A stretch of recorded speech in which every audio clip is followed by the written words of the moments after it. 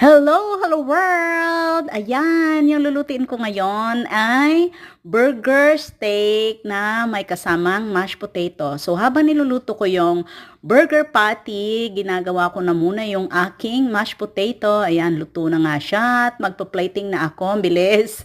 Nagluto na rin ako ng caramelized na onion para masarap naman siya. O, di ba? Ayan, nag-plating na nga ako.